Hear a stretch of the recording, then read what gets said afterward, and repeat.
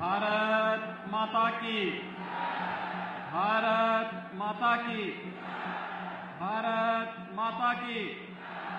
वंदे वंदे वंदे। आपनादेर सकल के आंतरिक अभिनंदन। ओ भालो बासा जानाई ए बांग्लार पवित्र भूमि मालदोए ऐसे आमी निजे के धन्यो माने कार्य छे।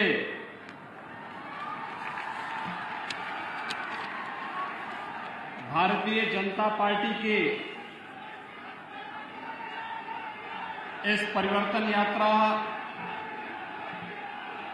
कार्यक्रम में आज मंच पर उपस्थित भारतीय जनता पार्टी पश्चिम बंगाल के उपाध्यक्ष माननीय श्री विश्वप्रिया राय चौधरी जी,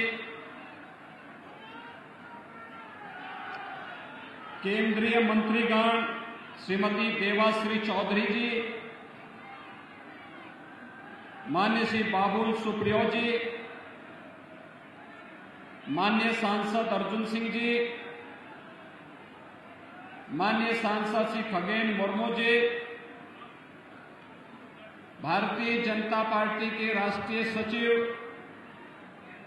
श्री अरविंद मेनन जी, प्रदेश सहकारी संगठन संपादक श्री किशोर बर्मन जी, भारतीय जनता पार्टी के प्रदेश के महामंत्री श्रीमान श्री सायंतन बोस जी, बीजेपी प्रभारी उत्तर बंगाल श्रीमान श्यामचंद्र घोष जी, जिला के अध्यक्ष गोविंद चंद मंडल जी, अजीत दास जी, हिरेन चटर्जी जी, शुभेंदु सरकार जी, शंकर चक्रवर्ती जी, माननीय विधायक श्री साधन सरकार जी, जोयल मुर्मू जी, श्रीमती दीपाली विश्वास जी, गोपाल चंद साहा जी, भारतीय जनता पार्टी के हमारे सभी पदाधिकारीगण और भारी संख्या में इस परिवर्तन यात्रा के साथ साक्षी बने हुए मालदा और उत्तर बंगाल के सभी उपस्थित भाइयों बहनों, मुझे वंदे मातरम के अमर घोष से संपूर्ण देश के अंदर राष्ट्रीय चेतना को जागृत करने वाली इस वीर भूमि स्वामी रामकृष्ण परमहंस, स्वामी विवेकानंद, गुरुदेव रविंद्रनाथ टैगोर, ईश्वरचंद विद्यासागर की इस धरा और महान क्रांतिकारी नेताजी सुभाष चंद्र की इस पावन धरती के साथ ही भारतीय जनसंघ के संस्थापक अध्यक्ष डॉक्टर श्यामा प्रसाद मुखर्जी की इस पावन भूमि को मैं कोटि कोटि नमन करते हुए आप सभी का हृदय से मैं अभिनंदन करता हूं।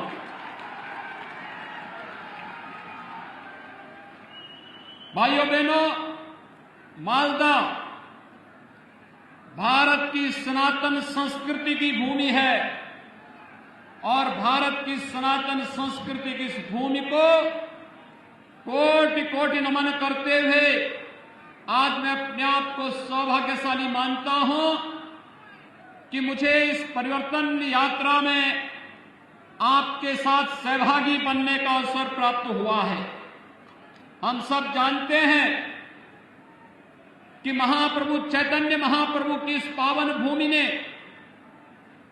पूरे भारत के अंदर वैष्णव परंपरा का प्रचार प्रसार करने में जिस बड़ी भूमिका का निर्वहन किया, यह भूमि वैष्णवपाद के महान ध्वजाधारी गौरी वैष्णव जीवा गोस्वामी देवा जी की जन्म देने वाली भूमि भी है। स्वाभाविक रूप से बंगाल भारत के सांस्कृतिक राष्ट्रवाद की धरती रही है, भारत के स्वाधीनता आंदोलन की क्रांति की धरती रही है। लेकिन आज जब बंगाल के अंदर अराजकता और बंगाल के अंदर बदहाली की स्थिति को हम सब देखते हैं, तो पूरे देश को पीड़ा होती है। और इसीलिए भारतीय जनता पार्टी का राष्ट्रीय नेतृत्व और एक एक कार्यकर्ता प्रत्येक बंगाली भाई और बहनों के साथ जुड़ने के लिए आया है कि हमें एक बार फिर से बंगाल की पहचान को पुनर्स्थापित करके बंगाल के माध्यम से एक नए परिवर्तन को आगे बढ़ाना है। भाइयों बहनों, बंगाल हमेशा से परिवर्तन की धरती रही है। याद करिए, जब देश के अंदर स्वाधीनता की अलग जगानी थी, तो बंकिम चंद्र चट्टोपाध्याय ने इसी धरती से वंदे मातरम का उद्घोष किया था। आनंद मठ उपन्यास के माध्यम से उन्होंने भारत की सुप्त चेतना को जागृत करके पूरे देश के अंदर राष्ट्रीयता का जो संचार किया था, आज भी हर भारतीय अपने राष्ट्रीय गीत के रूप में वंदे मातरम को मान करके भारत के स्वाभिमान और सम्मान का अलग देश और दुनिया के सामने प्रस्तुत करता है। ये धरती गुरुदेव रविंद्रनाथ टैगोर की धरती है, जिसने भारत को भारत का राष्ट्र ज्ञान भी दिया। और राष्ट्रगान के साथ ही इस धरती से ही हम सब जानते हैं कि यही वह धरती है जिसने साहित्य के क्षेत्र में भारत का पहला नोबेल प्राइज भी भारत को देने का कार्य किया था, गुरुदेव रविंद्रनाथ टैगोर की उस अमर कीर्ति गीतांजलि के माध्यम से। लेकिन आज बंगाल कहां चला गया है? कभी भारत को नेतृत्व देने वाला, भारत को एक नई दिशा देने वाला बंगाल आज कहां पर है? आज यहां पर गरीबी है, आज यहां पर बदहाली है, आज यहां पर अराजकता है, आज यहां पर सत्ता प्रायोजित अपराध और आतंकवाद न केवल यहां की सुरक्षा के सामने गंभीर संकट खड़ा कर रहा है, बल्कि देश की सुरक्षा को भी चुनौती देते हुए दिखाई देता है।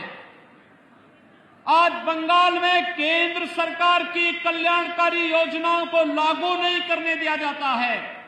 और आज बंगाल के अंदर एक तरफ यहां पर जिस बंगाल ने आदिशक्ति मां भगवती दुर्गा के अनुष्ठान का श्री गणेश करके पूरे देश के अंदर शक्ति का एक नया संचार किया था, आज उस बंगाल के अंदर दुर्गा पूजा पे प्रतिबंध लगाया जाता है। ईद में जबरदस्ती गौ हत्याएं प्रारंभ कराई जाती हैं और साथ साथ यहां पर तस्करी और गौ तस्करी के माध्यम से यहां की भावनाओं के साथ खिलवाड़ करने का कार्य किया जाता है। यहां की सरकार मौन बनी रहती है। भाइयों बहनों, बंगाल में आज जय श्री राम के नारे लगाने को भी प्रतिबंधित करने का कार्य किया जाता है और हमले करवाए जाते हैं। लेकिन मैं बंगाल की सरकार से कहना चाहता हूं, मैं ममता दीदी जी से अनुरोध करना चाहता हूं, एक सरकार कभी उत्तर प्रदेश में थी जो अयोध्या में राम भक्तों पर गोली चलाती थी। उस सरकार का हर्ष आपने देखा है क्या हो गया है। और अब बारी बंगाल में टीएमसी की सरकार की है। जो भी राम का द्रोही है, याद रखना, मालदा की धरती से ही मैं इस बात को कह रहा हूं। होली आने वाला है अभी कुछ ही दिनों के बाद, और कभी उस कालखंड में भी कुछ लोगों ने भगवान विष्णु और राम का नाम लेने को प्रतिबंधित किया था। होली के अवसर पर हम लोग क्या कहते हैं उसको। और मित्रों, आज बंगाल के अंदर एक बार फिर से जय श्री राम के नारे को प्रतिबंधित करने का कार्य किया जा रहा है। लेकिन याद रखना, भारत की जनता राम के बगैर कोई काम नहीं करती है। जब आपस में मिलती है तो राम राम कहती है, घर में कोई काम होता है तो राम नाम का जप करती है, और जब किसी परिजन की अंतिम यात्रा भी निकालती है तो फिर राम नाम सत्य है के साथ ही उस यात्रा को भी आगे बढ़ाने का कार्य करती है। राम के बगैर भारत का कोई काम ही नहीं, और जो रामद्रोही हैं उनके अभी भारत में कोई काम नहीं, बंगाल में कोई काम नहीं। ये संकल्प हम सबको लेकर के चलना है। और मैं यही पूछना चाहता हूं टीएमसी की सरकार से कि आपको राम भक्तों पर तो कोई रहम नहीं, लेकिन बंगाल के अंदर अराजकता पैदा करने वाले लोगों के साथ आखिर टीएमसी की कौन सी दोस्ती और कौन सी गठबंधन है जिसके कारण वह बंगाल की पूरी व्यवस्था को बदलने पर उतारू हो गए हैं। ये आत्मघाती कदम बंगाल की धरती से क्यों? मित्रों, जब देश के यशस्वी प्रधानमंत्री मोदी जी पाकिस्तान, बांग्लादेश और अफगानिस्तान के पीड़ित और प्रताड़ित हिंदुओं, सिखों, बौद्धों, जैनियों, ईसाइयों, इन सब के संरक्षण, इनको सुरक्षित ठिकाना देने के लिए एक कानून बनाते हैं और उस कानून को भारत के अंदर लागू करते हैं, तो बंगाल में हिंसा क्यों होती है? ये हिंसा, सत्ता प्रायोजित हिंसा क्यों? यहां पर एक तरफ पीड़ित और प्रताड़ित मानवता को शरण देने की जब बात की जाती है तो यहां की सरकार विरोध करती है, लेकिन जब घुसपैठियों को बाहर करने की बात होती है यहां की सरकार तिलमिला जाती है। यहां की सरकार घुसपैठियों, अवैध घुसपैठियों के साथ में है, उसको यहां की जनता के साथ कोई लेना देना नहीं। और यही कारण है कि यहां की सरकार केंद्र सरकार की किसी भी कल्याणकारी योजना का लाभ यहां के नागरिकों को देने में पूरी तरह फेल है। मित्रों, मैं आया हूं उत्तर प्रदेश से। हमने उत्तर प्रदेश में कुछ चीजें इस रूप में की जिसने उत्तर प्रदेश के अंदर व्यापक परिवर्तन किया है, और उस व्यापक परिवर्तन के कारण आज आप देखते होंगे यहां पर गर्मियों में जून से लेकर के अक्टूबर के बीच में इंसेफ्लाइटिस से हजारों मौतें बंगाल में आज भी होती हैं। लेकिन बंगाल के अंदर अज्ञात बीमारी दिखा करके इस बीमारी से होने वाली मौतों को छुपाने का कार्य टीएमसी की सरकार करती है।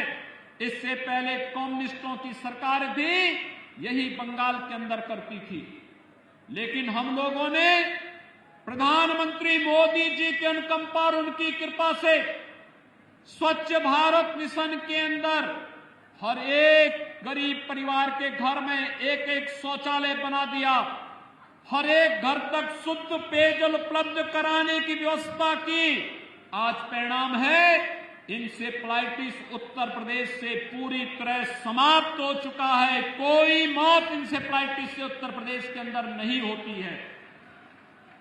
मित्रों, 3 वर्ष के अंदर उत्तर प्रदेश के अंदर 40 लाख गरीबों को आवास मिला है। प्रधानमंत्री आवास योजना में 40 लाख परिवारों को एक एक आवास। मैं आ रहा था अभी बागडोगरा से, मैं देख रहा था मालदा तक एक भी गरीब व्यक्ति का पक्का मकान नहीं है। ये प्रधानमंत्री आवास योजना का लाभ यहां के गरीबों को क्यों नहीं मिल पाता है? यहां के बंगाल के गरीबों को क्यों नहीं मिल पा रहा है? क्योंकि यहां की सरकार रुचि नहीं ले रही है। उत्तर प्रदेश के अंदर 6 करोड़ गरीबों को आयुष्मान भारत में 5 लाख रुपए की स्वास्थ्य बीमा का कवर है। वह कहीं भी किसी भी हॉस्पिटल में उत्तर प्रदेश के अंदर या देश के अंदर जाएगा, उसे 5 लाख रुपए की स्वास्थ्य बीमा का लाभ हर वर्ष प्राप्त हो रहा है। केंद्र और राज्य सरकार मिलकर के इस कार्यक्रम को आगे बढ़ा रहे हैं। आखिर प्रधानमंत्री आयुष्मान भारत का लाभ बंगाल के गरीबों को, बंगाल के नागरिकों को टीएमसी की सरकार क्यों नहीं देने जा रही है? क्योंकि उसे मालूम है अगर वह इन गरीबों को इसका लाभ दे देगी तो फिर वह वोट बैंक नहीं बना पाएगी। मित्रों, इसी प्रकार से अगर आप देखेंगे प्रधानमंत्री किसान सम्मान निधि का लाभ उत्तर प्रदेश के अंदर 2 करोड़ 42 लाख किसानों को हर वर्ष प्रधानमंत्री किसान सम्मान निधि में 6,000 रुपए डीबीटी के माध्यम से उसके अकाउंट में पैसा आता है। लेकिन बंगाल के अंदर प्रधानमंत्री किसान सम्मान निधि को नहीं लागू करने दिया गया। ममता दीदी ने ये पैसा यहां के किसानों के खाते में नहीं देने दिया, किसानों को इसका लाभ मिले, उन्होंने इसको बंगाल में लागू ही नहीं करने दिया गया। नेशनल पोर्टेबिलिटी के अंतर्गत 1 नेशन 1 राशन कार्ड की सुविधा अगर बंगाल का व्यक्ति बंगाल के अंदर चाहे तो बंगाल के अंदर, और अगर उसकी मर्जी आए तो वह देश के अंदर जहां कहीं रहता है राशन कार्ड से राशन लेने का लाभ ले सकता है। लेकिन टीएमसी की सरकार ने नेशनल पोर्टेबिलिटी को यहां लागू ही नहीं करने दिया, जिससे बंगाल के नागरिकों को राशन की सुविधा का लाभ नहीं मिल पाता है। केवल चंद टीएमसी के गुंडे खाद्यान्न घोटाले में लिप्त होकर के यहां के नागरिकों के खाद्यान्न को हजम करने का कार्य कर रहे हैं। मित्रों, बंगाल के अंदर छल छद्म और धोखे से यहां पर लव जिहाद की घटनाओं को भी अंजाम दिया जा रहा है। हम लोगों ने यूपी के अंदर कानून बना दिया, लेकिन बंगाल के अंदर क्योंकि तुष्टीकरण की राजनीति है, न वह गौ तस्करी को यहां की सरकार रोक पा रही है और न ही लव जिहाद की उन घातक गतिविधियों को जिसका दुष्परिणाम आने वाले समय में बड़ा खतरनाक होने जा रहा है, वह यहां की सरकार इसको रोकने में पूरी तरह विफल है। और इसीलिए आज हम सब परिवर्तन यात्रा में आप सबका आह्वान करने के लिए आए हैं। जो सरकार आपको सुरक्षा नहीं दे सकती, जो सरकार अपराधियों का संरक्षण दे रही हो, जिस सरकार को कानून का राज स्थापित करने में नहीं, जिस सरकार को एन केन प्रकारेण सत्ता में बना रहना ही अपना एकमात्र उसने युग धर्म बना लिया हो, उस सरकार के साथ जो गरीबों के लिए कार्य नहीं कर सकती, जो सरकार कमजोरों के लिए कार्य नहीं कर सकती, जो सरकार किसानों के लिए कार्य नहीं कर सकती, जो सरकार युवाओं के लिए कार्य नहीं कर सकती और जो सरकार महिलाओं को सुरक्षा नहीं दे सकती है, उस सरकार को एक भी क्षण रहने का अधिकार नहीं होना चाहिए। और बंगाल के भाइयों बहनों, मैं आप सबका आह्वान करने के लिए आया हूं। ये परिवर्तन यात्रा में जो उमड़ा हुआ ये जन सैलाब है, ये बंगाल के परिवर्तन का साक्षी बन करके इस परिवर्तन का बाघ बनने के लिए उतारू हो गया है। और ये बाघ इस रूप में उतारू हो चुका है, उसने संकल्प ले लिया है मोदी जी के नेतृत्व में पूरे देश के अंदर जिस तरीके से कोरोना प्रबंधन का कार्य किया गया, हम आभारी हैं प्रधानमंत्री मोदी जी के। मित्रों, आभारी हैं प्रधानमंत्री मोदी जी के। उन्होंने कोरोना कालखंड के अंदर गरीब कल्याण पैकेज की घोषणा करके हर गरीब को फ्री में राशन देने का काम किया। हर गरीब को गरीब कल्याण पैकेज का लाभ दिया। जनधन अकाउंट धारी को 500 रुपये महीने लगातार 3 महीने तक देने का कार्य किया। हर वृद्धजन को, हर निराश्रित महिला को, हर दिव्यांग जन को भी उन्होंने 1,000 रुपये की राशि, भरण पोषण की राशि उपलब्ध कराई। और प्रधानमंत्री किसान सम्मान निधि से जुड़े हुए लोगों को भी उस दौरान अतिरिक्त पैसे की व्यवस्था उन्होंने उस समय की थी। आत्मनिर्भर भारत पैकेज के अंदर भी उन्होंने एमएसएमई के लिए, परंपरागत उद्यम के लिए, भारत के गांव के लिए, गरीबों के लिए, व्यापारियों के लिए एक बेहतर पैकेज की घोषणा की। कोरोना प्रबंधन में चाहे वह जिस भी राज्य ने जो डिमांड की, राज्यों को तो उसका लाभ दिया ही, लेकिन हम आभारी हैं प्रधानमंत्री मोदी जी के और भारत के वैज्ञानिकों के, जिन्होंने भारत को कोरोना से बचाने के लिए 2 स्वदेशी वैक्सीन भी दिए और वैक्सीन इस समय युद्ध स्तर पर लग रहे हैं। कल से आपने देखा होगा 60 वर्ष के ऊपर के लोगों को भी वैक्सीन लगना प्रारंभ हो गया है।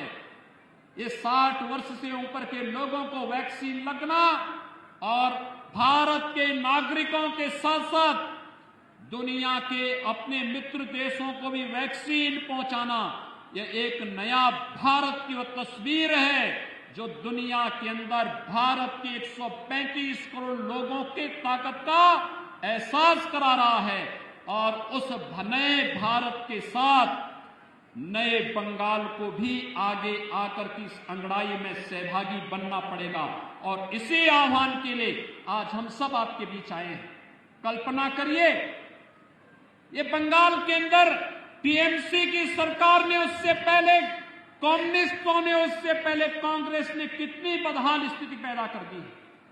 मित्रों, मुझे याद है आज से 25 साल पहले, 30 साल पहले भारत का हर नौजवान अपनी रोजगार के लिए बंगाल आता था।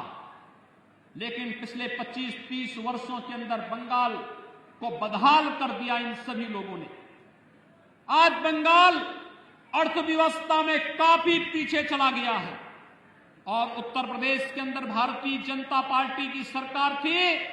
पहले उत्तर प्रदेश का नौजवान अपनी रोजी रोजगार के लिए बंगाल आता था, और आज मैं देखता हूं बंगाल का व्यक्ति रोजी रोजगार के लिए दिल्ली और उत्तर प्रदेश की तरफ रुख कर रहा है। उत्तर प्रदेश आज देश की दूसरी अर्थव्यवस्था बन गया है।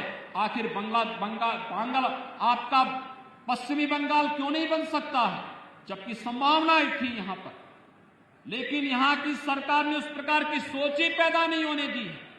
ये विकास में रुचि नहीं लेना चाहते, और विकास में तो रुचि नहीं, लेकिन राष्ट्रीय सुरक्षा के साथ भी ये लोग खिलवाड़ कर रहे हैं। आपने देखा होगा मोदी जी के नेतृत्व में जब देश के अंदर सरकार आई, पहले गरीबों के कल्याण के लिए योजनाएं बनी।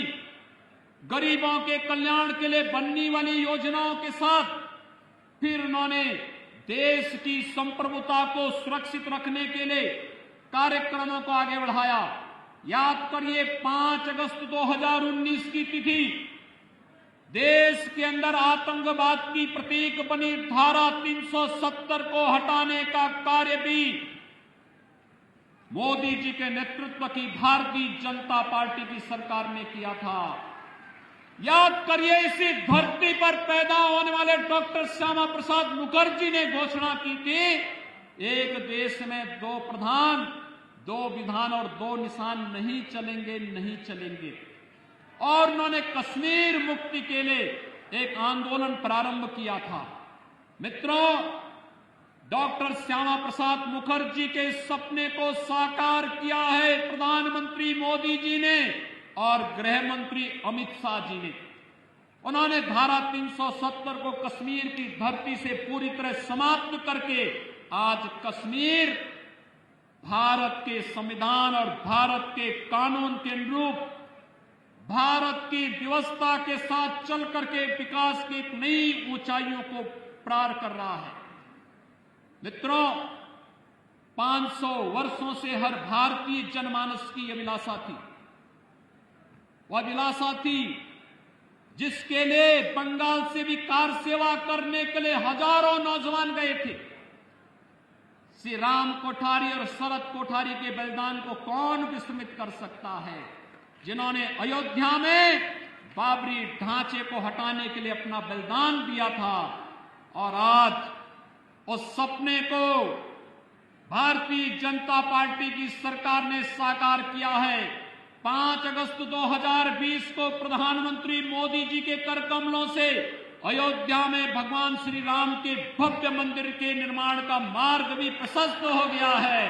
अब अयोध्या में भगवान राम के भव्य मंदिर का निर्माण कार्य जिस युद्ध स्तर पर प्रारंभ हुआ है, आपने निधि समर्पण के आयोजन के साथ बंगाल के लोगों ने जो योगदान किया है, मैं आप सभी का हृदय से अभिनंदन करता हूं और आप सबका मैं आह्वान करता हूं, अयोध्या में भगवान राम के भव्य मंदिर निर्माण के साथ आपका समर्पण और आपका सहयोग प्राप्त हो गया है।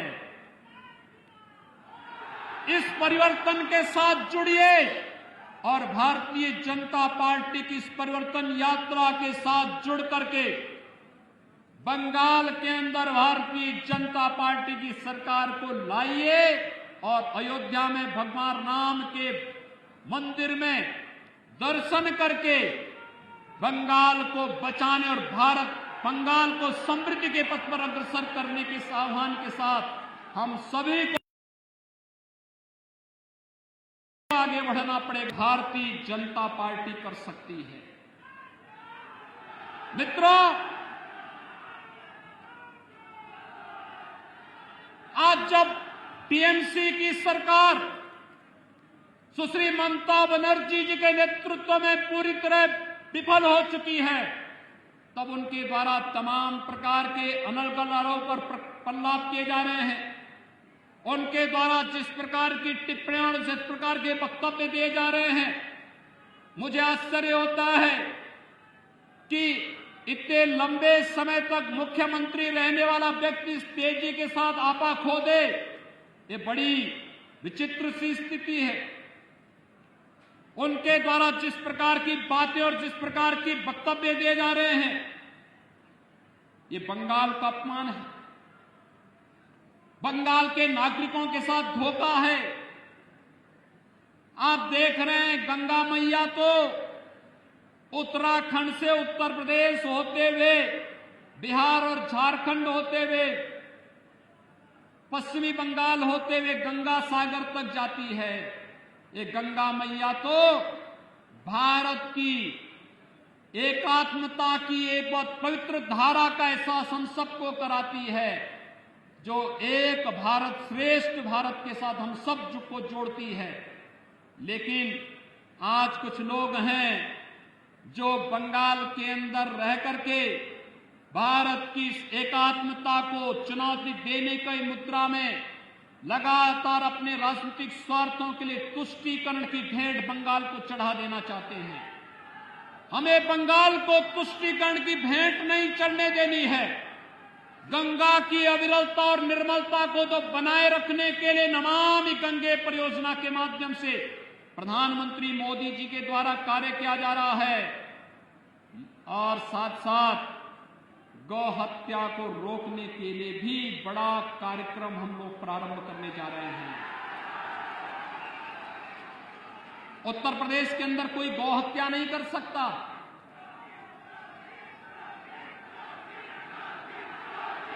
मित्रों, कोई नहीं कर सकता। हमारी सरकार 2017 में आई थी और 2017 में आते ही उत्तर प्रदेश के अंदर गौ तस्करी और इलीगल स्लॉटर हाउसेज एक झटके में बंद हो गए। 24 घंटे के अंदर बंद हुए थे। आप भारतीय जनता पार्टी की सरकार को लेकर के तो आइए, 24 घंटे के अंदर सभी इलीगल स्लॉटर हाउसेज बंद हो जाएंगे और 24 घंटे के अंदर ये तस्करी भी बंद हो जाएगी। गौ तस्करों को पता लग जाएगा कि गौ तस्करी, इलीगल स्लॉटरिंग और किसी भी प्रकार की अराजकता और अव्यवस्था का क्या दुष्परिणाम होगा। उत्तर प्रदेश के अंदर 4 वर्षों में कोई दंगा नहीं हुआ। किसी पर्व और त्योहार को कोई मनाने से रोक नहीं सकता। कोई भी यात्रा वहां पर आज प्रतिबंधित नहीं है। बंगाल में तो न्यायपालिका को यहां की सरकार से कहना पड़ता है कि अगर उत्तर प्रदेश में दुर्गा पूजा का आयोजन हो सकता तो बंगाल में क्यों नहीं हो सकता है। आपको याद होगा जब दुर्गा पूजा का समय और ईद का समय एक ही साथ पड़ा था या मुहर्रम का समय एक साथ पड़ा था, तो यहां की सरकार ने मुहर्रम की जुलूस को तो अनुमति दी, लेकिन दुर्गा पूजा के पंडालों में प्रतिबंध लगा दिया था। उत्तर प्रदेश में जब बात आई, उत्तर प्रदेश में हम लोगों ने कहा कि नहीं भाई, दुर्गा पूजा का जो समय होगा उस समय पूजा ही होगी और उस समय पूजा में कोई व्यवधान हम नहीं पड़ने देंगे। और एक भी जगह पूजा के पंडाल नहीं रोके गए थे। लेकिन बंगाल के अंदर बैन किए जाते हैं, पूजा को प्रतिबंधित किया जाता है, भावनाओं के साथ खिलवाड़ किया जाता है, गो तस्करों को प्रश्रय दिया जाता है, उनके समर्थन में सत्ता के यहां पर वक्तव्य आते हैं। ये मुझे आश्चर्य होता है इन सब बातों को लेकर के। ये भारत की आस्था के साथ खिलवाड़ है और भारत अपनी आस्था के साथ कभी खिलवाड़ बर्दाश्त नहीं कर सकता है। और बंगाल की धरती भारत के सांस्कृतिक राष्ट्रवाद की धरती के रूप में अपनी पहचान बनाई है और बंगाल की धरती का ये संदेश एक बार फिर से पूरे देश के अंदर गूंजना चाहिए कि जो कार्य कभी स्वामी विवेकानंद जी ने कहा था, उन्होंने दुनिया के यानी वैश्विक मंच पर जाकर के बंगाल की धरती का एक युवा सन्यासी बंगाल की धरती से यह आह्वान करता था और उनका जो आह्वान था वह भारत को जागृत करने का आह्वान था। उन्होंने इस समय कहा था कि गर्व से कहो हम हिंदू हैं। इस स्वामी विवेकानंद का यह वक्तव्य कोई सांप्रदायिकता का प्रतीक तो नहीं था। स्वामी विवेकानंद का यह वक्तव्य तो भारत को जोड़ने वाला वक्तव्य था। भारत की सनातन संस्कृति को वैश्विक मंच पर स्थापित करने का, वैदिक परंपरा को वैश्विक मंच पर स्थापित करने का एक मंत्र था। स्वामी विवेकानंद इस परंपरा को मैं प्रणाम करता हूं। रामकृष्ण परमहंस की साधना से पवित्र इस धरती ने, स्वामी प्रणवानंद जी की साधना से पवित्र इस धरती ने भारत के राष्ट्रवाद को एक नई ऊंचाइयां प्रदान की थी, जिसने भारत के अंदर देखते ही देखते आजादी के बंदों को वंदे मातरम के इस मंत्र के माध्यम से विदेशी हुकूमत के खिलाफ लड़ने की एक नया जोश और एक नया तेज दिया था। और भाइयों बहनों, एक बार फिर से जो लोग तुष्टीकरण की राजनीति करके बंगाल के सामाजिक और यहां की आध्यात्मिक व्यवस्था के साथ, सांस्कृतिक व्यवस्था के साथ खिलवाड़ करके बंगाल की पहचान को अपने वोट बैंक के लिए नष्ट करना चाहते हैं, उनको मुंहतोड़ जवाब देने का अवसर आपके पास विधानसभा चुनाव के माध्यम से आया है। मैं आप सभी का आह्वान करने के लिए आया हूं कि बंगाल की धरती को हम अराजकता की धरती नहीं बनने देंगे। आप निश्चित रहिए, भारतीय जनता केवल अब ये 1 महीने का मात्र समय है। 1 महीने के अंदर एक परिवर्तन जमीन पर उतरता हुआ दिखाई देगा। ये आपका एक जमावड़ा इस बात को प्रदर्शित करता है। तब टीएमसी के नाम पर जो लोग गुंडागर्दी कर रहे हैं, आप देखते होंगे उत्तर प्रदेश के अंदर जो लोग पहले गुंडागर्दी करते थे, आज वे लोग अपने गलियों में अपने गले में तख्ती बांध करके चलते हैं कि रहम कर दो। और मैं कह सकता हूं, मैं देख रहा था एक तस्वीर, भारतीय जनता पार्टी के एक कार्यकर्ता की बुजुर्ग माता को टीएमसी के गुंडों ने इस बेरहमी के साथ पीटा और उनके मुंह पर जो सूजन था उसको देखते हुए आंखों में आंसू आ रहे थे कि कितने बेरहम और बर्बर हैं ये लोग कि एक महिला को भी नहीं छोड़ते। और अपराधी अगर अपराध करता है तो पुलिस का काम है अपराधी के खिलाफ कार्रवाई करना, प्रशासन का काम है, शासन का काम है उस अपराधी के खिलाफ कार्रवाई करना।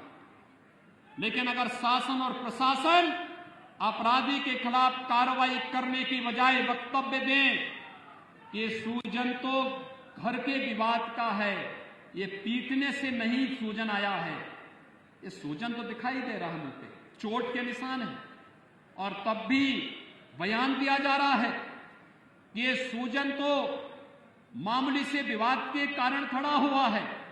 आश्चर्य होता है मुझे, ये पार्टी बनकर के काम करना बंद करे। और मुझे लगता है कि बहुत समय नहीं, भाइयों बहनों, भारत निर्वाचन आयोग ने चुनाव की घोषणा कर दी है, चुनाव की प्रक्रिया प्रारंभ हो चुकी है। बस अब मान करके चलिए 2 मई के बाद भारतीय जनता पार्टी की सरकार जब बंगाल के अंदर बनेगी तो टीएमसी और कम्युनिस्टों के नाम पर गुंडागर्दी और अराजकता फैलाने वाले गुंडे अपनी जान की भीख मांगते हुए गलियों अपने गले में तख्ती लेकर के घूमते हुए फिरेंगे। और उस समय फिर वह दृश्य देश के सामने होगा कि जो भी कानून के साथ खिलवाड़ करेगा उसको अपनी जान की भीख मांगने के लिए इसी प्रकार से मजबूर होना पड़ेगा।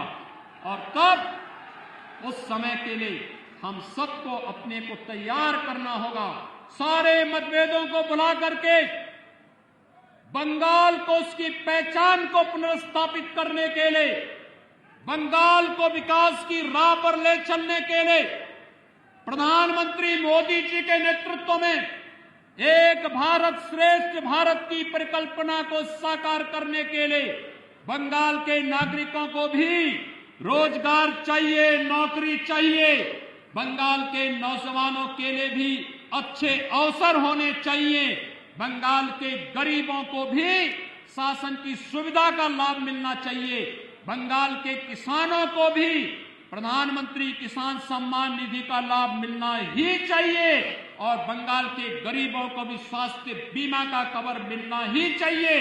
और ये तभी हो पाएगा जब भारतीय जनता पार्टी पूरी मेजोरिटी के साथ, फुल मेजोरिटी के साथ बंगाल के अंदर सरकार बनाएगी। और डबल इंजन की सरकार, बंगाल के अंदर भारतीय जनता पार्टी की सरकार और केंद्र में मोदी जी की सरकार जब मिलेगी, डबल इंजन की ये सरकार आपके विकास को उतनी ही गुना तेजी के साथ आगे बढ़ाने का कार्य करेगी। ये परिवर्तन यात्रा, इसी विश्वास के साथ आज यहां पर इस आयोजन के साथ, यहां पर आज यह आयोजन इसी उद्देश्य से संपन्न हो रहा है। मैं आप सबको, अभी हमारा होली का पर्व होने जा रहा है, होली पूरी भव्यता के साथ मनाई जाती है। होली के आयोजन के साथ आप सबको मैं अग्रिम शुभकामनाएं देता हूं, अभिनंदन करता हूं आप सभी का।